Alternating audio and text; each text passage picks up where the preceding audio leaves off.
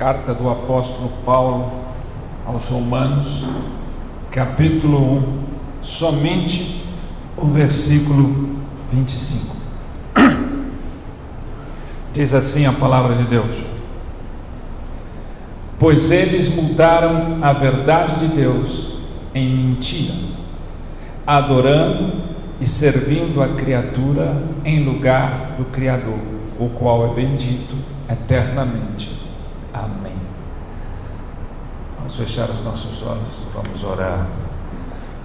Ó Deus, obrigado pela leitura da Tua Palavra, obrigado por este momento tão especial, tão singular em nossas vidas, pois somos privilegiados de podermos ouvir a Tua Palavra, de podermos ser alimentados pela Tua Palavra, de poder sermos lavados, limpos pela lavagem da Tua Palavra, de modo que possamos realmente, Senhor, sair daqui limpos, sair daqui, Senhor, lavados, purificados. Por isso, Senhor, traga a nossa atenção a Ti, não só os nossos ouvidos, os nossos olhos, mas o nosso coração, todo o nosso ser. Não nos deixe sermos distraídos por nada, não nos deixe, Senhor, distrair ninguém, mas que tenhamos a atenção voltada para a Tua Palavra, pois este é o alimento espiritual da qual mais carecemos e necessitamos. Este é o alimento de que nós mais temos fome e sede, ou deveríamos ter. Fala, Senhor, fala conosco, em nome de Jesus, amém.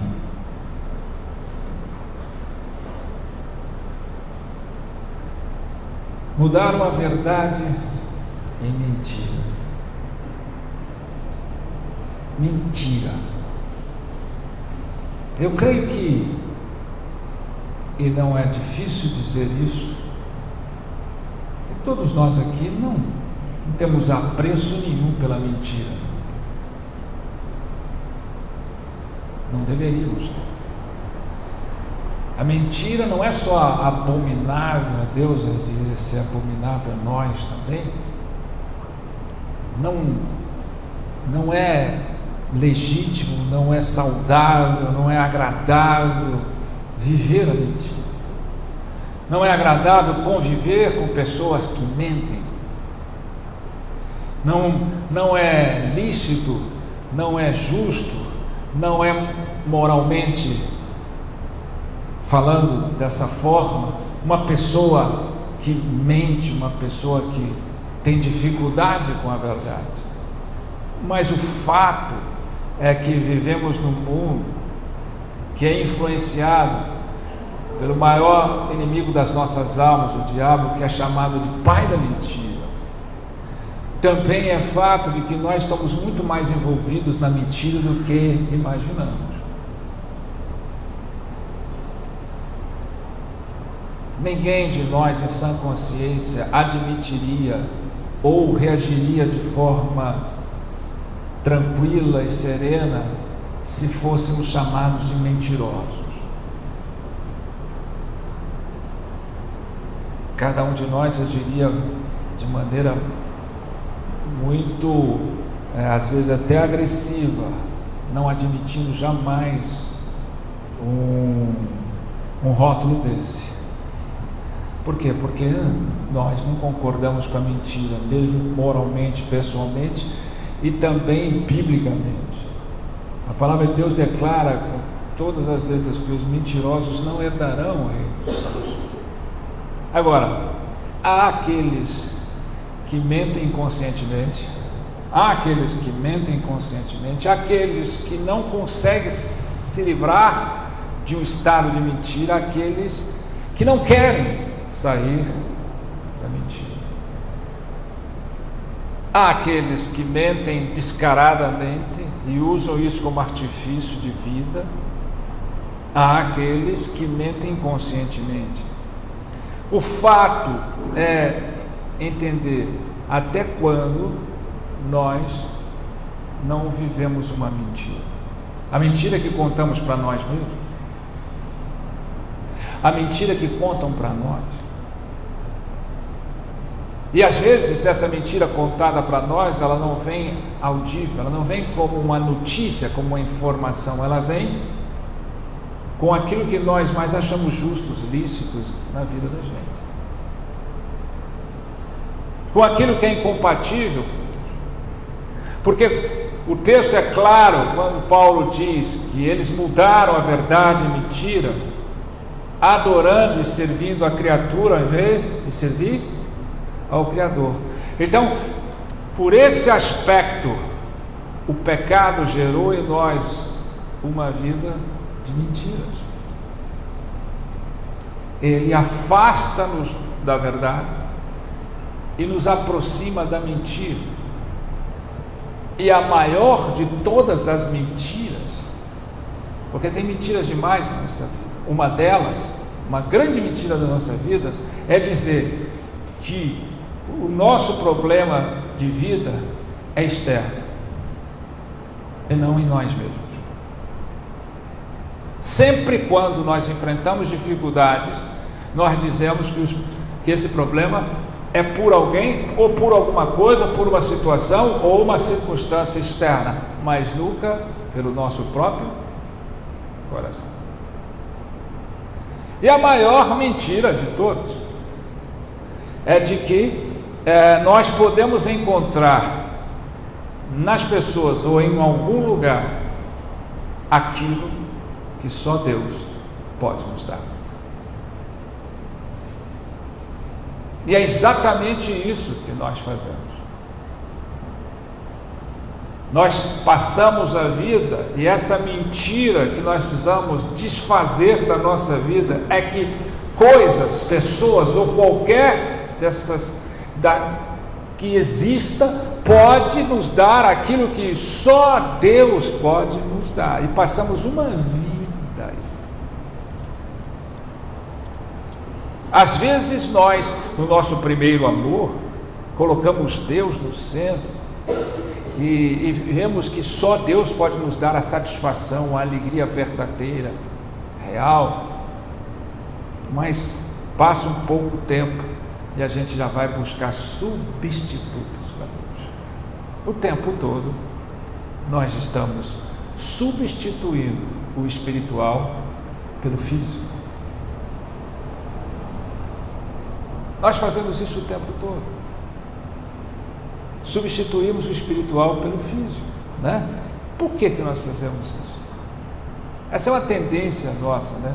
Nós temos um menu enorme de coisas físicas que nós substituímos pelas espirituais, pelas coisas de Deus.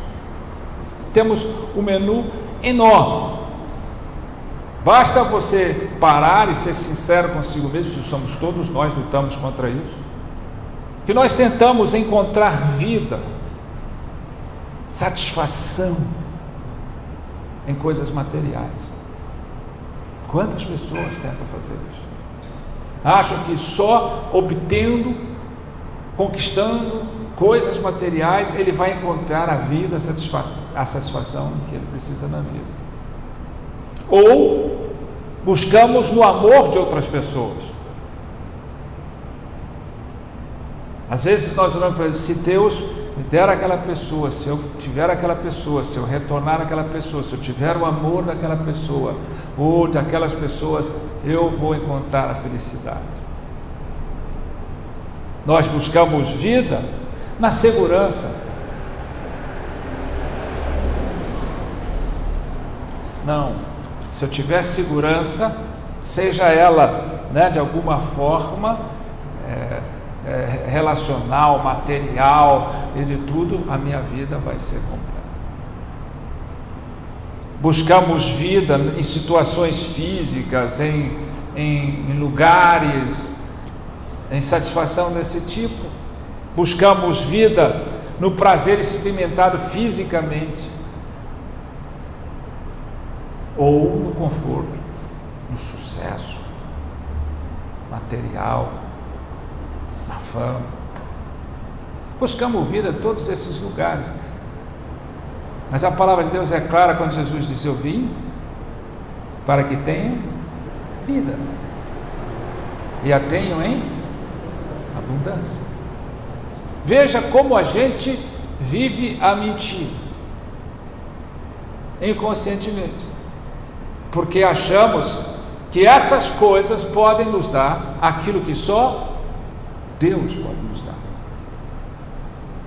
Só Jesus pode nos dar vida. O que Jesus está dizendo? Primeiro, você não tem vida, você tem sobrevivência material, mas eu vim te dar vida de fato, vida espiritual, eu vim te dar vida em abundância, vida eterna, porque só através do Espírito você vai alcançar o bem maior. Mas a gente fica aí nessa de que essas coisas vão dar. Ninguém em sã consciência pode negar isso. Ninguém em sã consciência pode negar isso. Nós substituímos, né? Aí que a gente vai pensar sobre a idolatria, né? Porque a idolatria, a sua forma mais simples, é quando eu substituo Deus por alguma imagem física ou objeto material, físico. Nesse quesito, todos nós somos idólatras. Há quanta idolatria existe em nós? E por que isso? É óbvio. Porque é muito mais fácil, né, a gente adorar, ou a gente se apegar a ídolos físicos, porque eles são tangíveis, eles podem ser tocados, eles podem ser experimentados fisicamente. Quando eu jogo a minha vida ao amor de outras pessoas, eu posso receber o beijo, o abraço, o toque daquelas pessoas. Quando eu jogo a minha vida sobre as coisas que eu conquisto, eu posso tocar, eu posso ver fisicamente aquilo, eu posso me apossar, eu posso usufruir. Então é fácil a gente entender isso. Por isso que a gente tem a tendência de idolatrar e de jogar todas as nossas expectativas em coisas físicas, porque elas podem ser tocadas, experimentadas fisicamente. Deus é intangível, não se pode ver, não se pode tocar, a não ser pela fé. A não ser pela fé. O problema é que todas essas coisas são perecíveis, não pode te dar, e aquilo que você não pode tocar de maneira tangível é de fato a única coisa real que nós temos, imperecível, indestrutível, é a única coisa de valor que nós temos. Então não é difícil compreender essa situação. Você chega para as pessoas e fala: mas como é que eu posso amar a Deus? Eu não vejo, eu não toco, e amar Ele mais do que minha esposa, meu esposo, meus filhos, que eu posso tocar, ou as coisas que eu posso realizar, conquistar, os sonhos, as coisas que me preenchem, me satisfazem.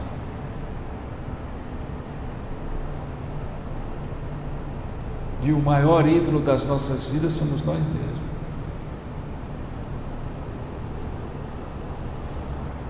O maior ídolo da nossa vida é o nosso eu, que infla o nosso ego, que manifesta nosso egoísmo e que aumenta o nosso orgulho e nos afasta de Deus. Então, por isso que trocaram, mudaram a verdade em mentira e adoraram e serviram a criatura em vez do Criador. Nós passamos a maior parte do nosso tempo de vida adorando e servindo a criatura, a criação, em vez do Criador. Isso é muito ruim. O resultado dessa troca O resultado dessa realidade, dessa substituição do espiritual pelo físico, resulta na realidade mais clara e óbvia de nossas vidas. Primeiro, por exemplo, nós podemos ver que a aparência vai triunfar sobre o caráter. Olha a realidade social hoje. A aparência triunfa sobre o caráter. Tudo é aparência, tudo é estética, tudo que é agradável aos olhos triunfa sobre o caráter. Às vezes você toma decisões, faz escolhas erradas, direções erradas, porque você vai por vista, porque você olha pessoas pela aparência, você olha as coisas pelo aquilo que aparenta e não olha o caráter. Deveríamos fazer nossas escolhas pessoais baseadas fundamentalmente no caráter, ainda que a aparência seja importante. Ninguém está dizendo que isso, a gente sempre tem um fascínio, né, pela estética, pela aparência, mas deveríamos predominar as nossas escolhas pelo caráter. Deveríamos valorizar o caráter. Mas hoje a aparência triunfa sobre o caráter, porque substitui o espiritual pelo físico. Outra coisa que podemos fazer também, o prazer pessoal vai triunfar sobre a pureza do coração. No mundo hedonista, a propaganda é o prazer.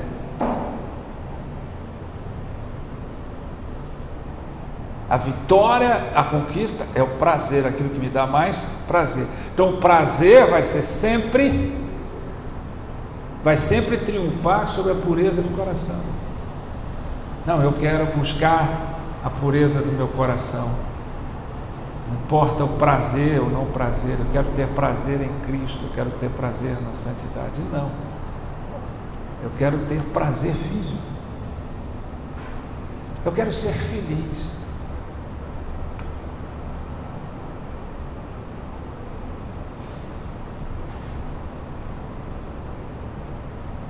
O que as pessoas não sabem, e nós vamos aprendendo aqui, é que Deus não veio para solucionar os nossos problemas, sarar as nossas feridas e curar as nossas enfermidades para que sejamos felizes. Deus veio para usar nossa dor, nosso sofrimento, para que nós sejamos santos.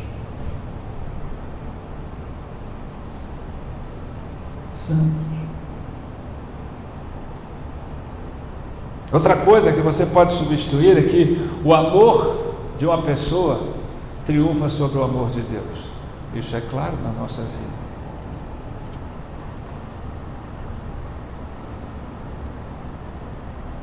Nós amamos mais pessoas do que amamos Deus.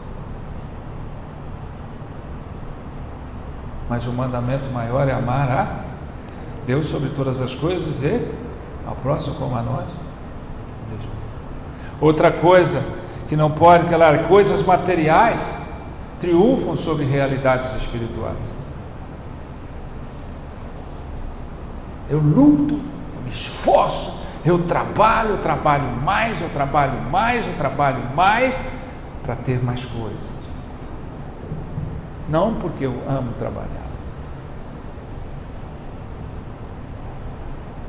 mas quanto eu estou trabalhando para crescer espiritualmente, quanto eu estou me esforçando, me sacrificando para crescer espiritualmente. Também segurança de situação, de localização, de tudo que nós buscamos para a vida, triunfa sobre a segurança em Deus.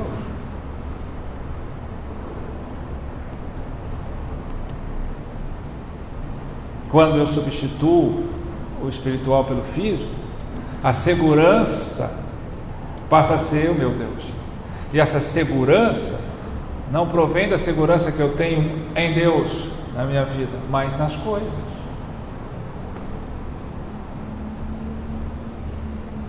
No ganho, no dinheiro, na capacidade de me proteger.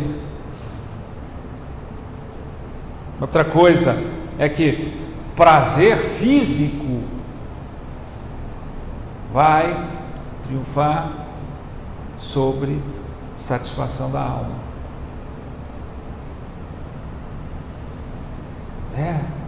Nós vivemos uma indústria do lazer, uma cultura do lazer, uma cultura do prazer.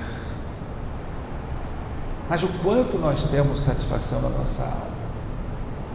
Satisfiz o meu prazer físico, tive a minha satisfação, tive meus dias de contentamento, de êxtase, mas a minha alma continua em frangalhos. Quando Jesus diz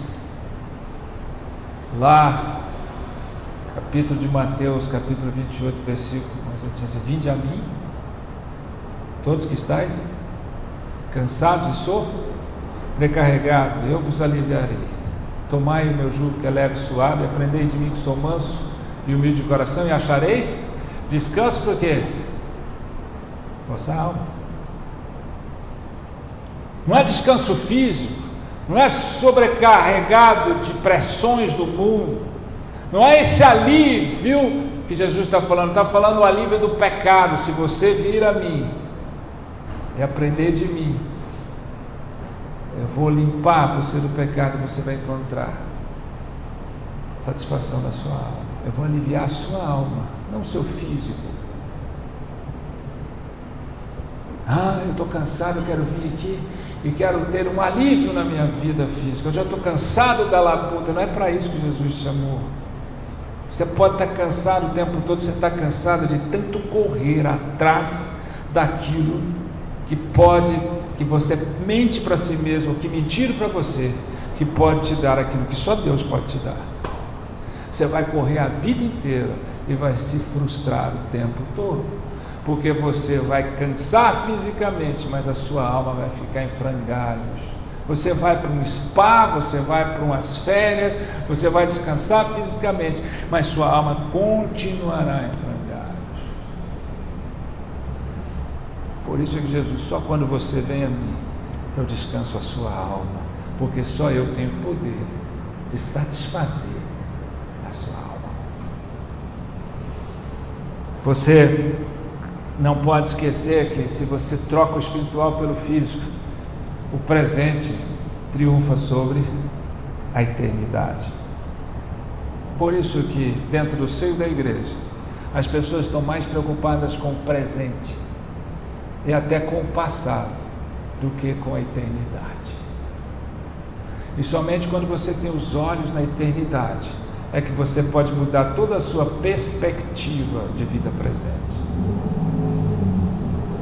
Isso são as mentiras que nós contamos ou que contam para nós através de pessoas ou através de valores que estão aí na nossa vida diariamente, né? A gente sempre acha, é bom ter uma aparência boa, é bom ter um físico saudável, é bom conquistar e realizar coisas, é bom amar pessoas. Tudo isso é justo e lícito, mas quando isso passa a ser a fonte de nossa satisfação, se transforma numa mentira. Uma mentira. Então, nós vivemos uma mentira muito mais intensamente do que nós admitimos. Do que nós admitimos. A intenção de Deus nunca foi de que nós vivêssemos para a glória daquilo que é visível. A intenção de Deus sempre foi, o chamado, a eleição de Deus para o seu povo, foi que nós vivêssemos para a glória do Deus verdadeiro, invisível, real. Esse é o problema. Nós vivemos para a glória dessas coisas.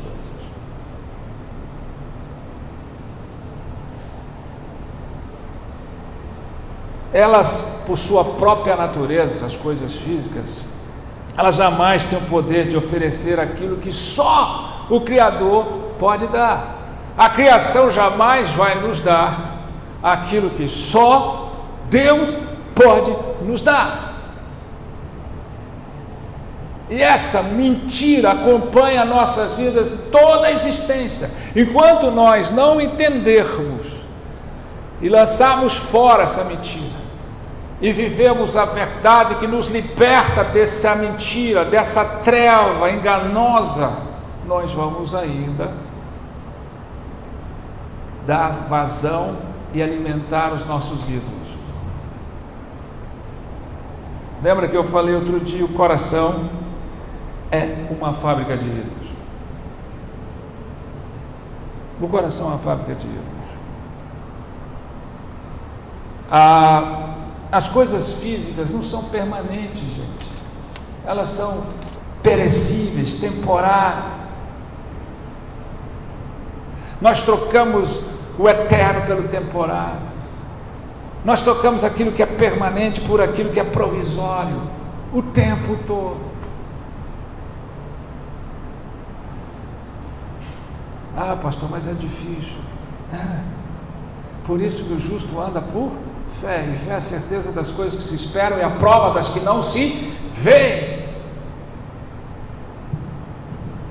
E aquele que não anda por fé não agrada ao Senhor. Olha, as coisas físicas, elas são enganosas, elas nos enganam o tempo inteiro. Todas as promessas de todos os ídolos de nossas vidas são mentirosas. Quanto você dedica a uma pessoa que você coloca no centro da sua vida e você acha que a promessa de amor de alguém é maior do que a promessa de amor de Deus. A promessa de amor de um filho é maior do que a promessa do amor de Deus. A promessa de amor de um pai, de uma mãe é maior do que a promessa de Deus. A promessa de satisfação das coisas, de carreira, de conquista, de realização, são mentirosas. Tanto que quando você conquista, chega um tempo que você para e vê que continua um grande vazio dentro de você. Você conquista mais, você realiza mais, você compra mais, você adquire mais, você dá mais, você se dá mais, e você continua com um rombo dentro. Assim somos nós. Vivemos a mentira das promessas físicas, ao invés de vivermos a verdade das promessas de Deus e confiarmos nela. Ah, mas eu agradeço a Deus todo dia. Gratidão para Deus se evidencia no fato de eu confiar cada dia mais nas promessas dele. Você não é grato por dizer eu agradeço a Deus, cantar eu agradeço a Deus. Você é grato a Deus por dizer nenhuma promessa do mundo, nenhuma promessa física, nenhuma promessa de ídolos vai ser verdadeira. A única promessa que eu confio é aquela que vem da boca de Deus.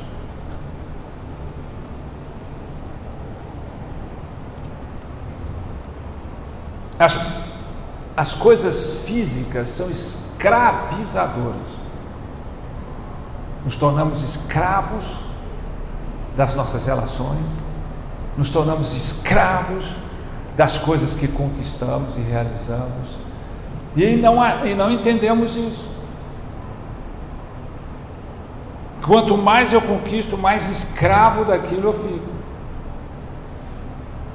São os meus ídolos, eles me escravizam. Ao contrário do verdadeiro Deus, do único Deus que nos liberta, os ídolos nos escravizam. Sejam eles pessoas, sejam eles coisas. sejam eles sensações, porque as doenças que ocorrem, as obsessões, as compulsões, que nós temos o tempo todo por pessoas, por coisas, por sensações, nos tornamos escravos daquilo, viciados naquilo. Enquanto Deus nos liberta, os ídolos nos escravizam. Enquanto as coisas de Deus nos trazem liberdade, autenticidade, as coisas físicas nos trazem escravidão, dependência. E agora vem o pacote melhor para fechar. Deus sabe que nós não conseguimos por nós mesmos livrar-nos desses ídolos. Deus sabe que nós não conseguimos por nós mesmos deixar de substituir as coisas espirituais pelas físicas. Deus sabe que nós temos uma tendência, porque o pecado nos afasta de Deus, a adorar e servir a criatura em vez de Deus. Que o nosso coração é corrompido para isso. E que nós não temos força em nós mesmos para dizer não. Isso cai por terra, toda essa coisa dessa linha doutrinária que acha que o homem tem o livre-arbítrio e ele pode decidir. Não! Seria muito bom que nós espontaneamente, voluntariamente, entendêssemos isso e nos voltarmos para Deus e colocar Deus no centro, em verdadeiramente abrir mão do nosso controle e colocar a nossa vida no controle de Deus, porque a adoração é isso, não é só você colocar Deus no centro da sua vida, é você abrir mão do controle para Ele. Então, qual é a grande obra de Jesus ter vindo? A obra da redenção. Toda a obra de Deus tem como foco a redenção de nossas vidas. Deus não vai medir esforços, Deus não vai parar de lutar por nós, usando a força da sua mão redentiva.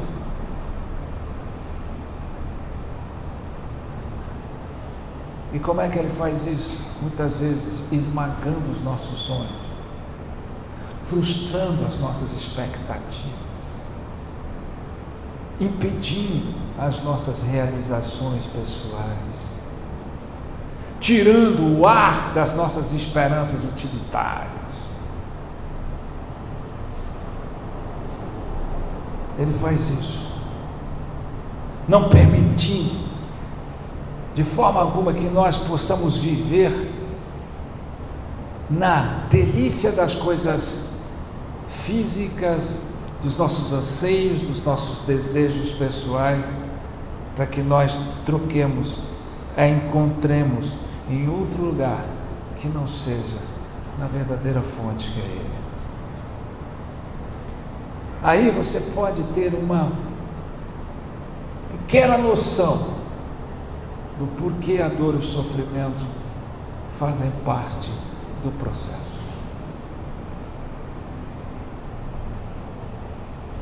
A santidade não é um evento, ela é um processo. Você não dorme e levanta santo, você passa uma vida existencial buscando a santidade. E Deus usa a mão redentora dele para frustrar os nossos planos, esmagar os nossos sonhos, quebrar as nossas expectativas, desfazer as nossas ilusões, desmontar as nossas projetos de vida satisfatória, a fim de que nós voltemos para a verdadeira fonte, que é Ele mesmo. É isso que Deus faz.